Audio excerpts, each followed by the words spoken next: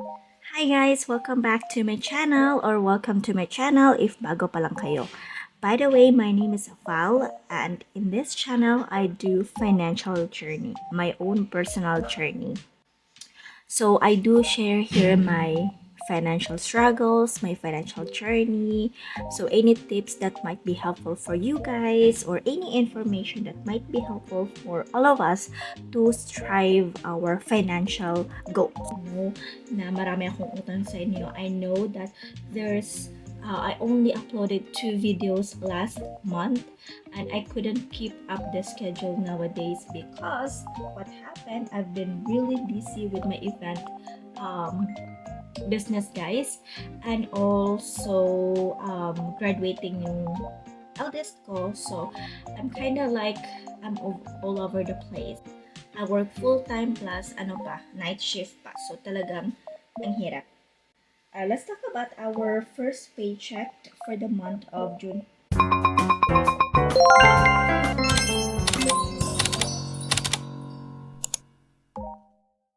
Actually, late na nga ako nakapag monthly budgeting. So, hindi nga ako nakapag-print ngayon ng monthly savings, guys. And I also haven't update you guys with my monthly savings from the month of May. So, let me just film that later on and we're gonna talk about it later on. Full-time job, let's see this. So the first thing we do, of course, we are going to need to budget. So we are already halfway there, guys. Goal is income bi-weekly. I already wrote down here my savings goals and I have my YM, so that means full time. And I think 22,700. Medyo malaki siya for today because merong double pay. We're gonna need. So we're going to start with our utang.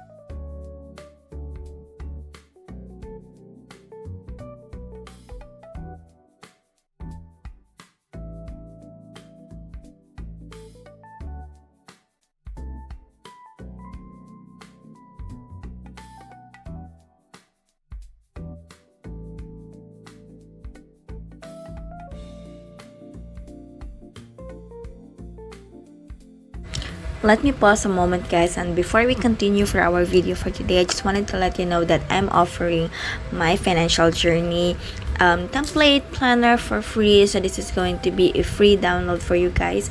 All you have to do is just click down the link below where you can add your name, your email address, where I can send this over for you. This is totally for free. I'm giving it out for you guys as a thank you for supporting my channel. The budget planner is the same planner that I'm using in all of my videos, guys. So this one is very helpful to use since it's very helpful for me. So again, thank you, and let's dive in back to the video. Alright, so by next one, I'm going to total pala the tuition fee. So, nakapag-inquire na ako kanina, guys. And, medyo mahal siya. Papakita ko yung tuition. But, siguro medyo ambisyosa tayo. Kaya, kailangan. So, we have the expenses of 19,000 and 22,700. With this. Alright, so let's start with the cash stuffing na, guys. This is so going to be challenging. Utang. Again, we're gonna have the 1,500 2, 5. 1, 2. Ay, wait. Pantahin ko muna to. Magkano ba to? 1, 2, 3, 4, 5, 6, 7, 8, 9, 10, 11, 12, 13, 14, 15, 16, 17, 18, 19, 20, 21, 22, 26. So I'm gonna be sharing probably next time, guys, because I'm gonna be redoing my budget because of the tuition for the upcoming tuition of my high school. So again, ambisyosa tayo. That's why we wanna go to an exclusive school.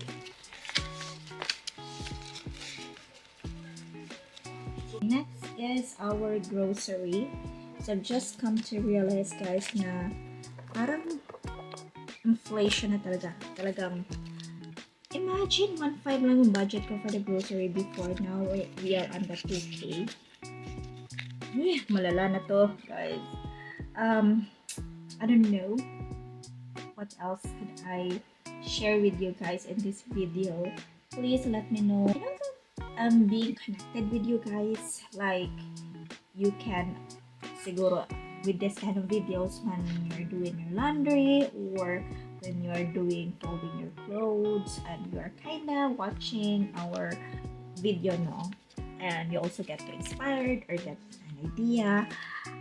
Please do comment below, guys, whatever type of other financial related videos you wanted to see on this channel, because aside from cash stuffing, I wanted to create a different more, and I'm not sure what else would it be.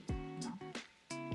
So I do hope you will help me, guys, in doing so, or like helping me to think, because I am a content creator, but I don't know what kind of content should I be creating more. So I just need ideas. Yeah, and I will do the execution. And we have the VECO, that's 1,000. So VECO is the electricity charge or electricity bill. So we do share it with the family. And then Mom, she is my mother-in-law. So one of the challenging for me to do the cash stuffing nowadays, guys, is because I'm kind of busy. Tapos kapag payday, hindi siya tugma kung office days ko. So I usually withdraw the money during the office days, guys, and during the office days. So hesitant akong lumabas if it's not an office days to go out, and parang minsan tinatamad ako mag-withdraw. Para mag-withdraw lang, no? Tinatamad akong pumunta ng ATM machine para mag-withdraw. Yun. So that's one of the reason why some of my content, or like, hindi naman some of the content, siguro with the cash stuffing, I'm late or delayed kasi tinatamad ako minsan pumunta or lumabas para mag-withdraw. Yan. So for the vitamins, I'll go for the 100 as usual. Oh yeah, the miscellaneous 500. And swimming, it's 2.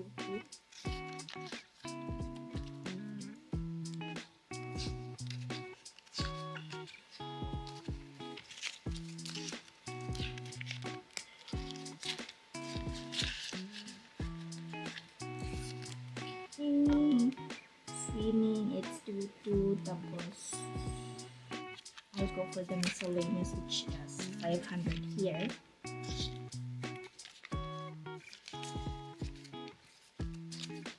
Okay, now let me go with the educational choo-choo.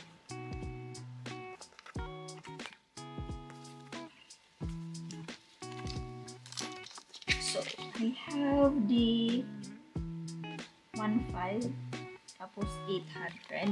So magkano siya? 2.3. Tapos wala naman akong 300 dito. 2.3 plus 1,000. 3.5 na lang. Talagay ko naman 3.5. So 1, 2, 3, 5. So I will be putting it here. Yeah. Tapos yung sa medical funds, that's gonna be later on. I'm going to do the common. By the way, guys, I see a difference or improvement with my youngest when I enroll her to the common. And I think the 2K is worth it for her kasi worth it siya. Kasi there's an improvement talaga. Like, she can read na. And focusing on her reading kasi. So, which is good, which is really nice. So, I think it's worth it that I enroll her. So, I'm gonna be continuously doing this. And when I see we're on the top of her English reading, I'm gonna switch her to the math common. So, let's see on that. So, we have 1, 2, 3, and 4. So, we have 4K na sobra, guys. And as usual, kapag may sobra, we're gonna be putting this in these savings. And,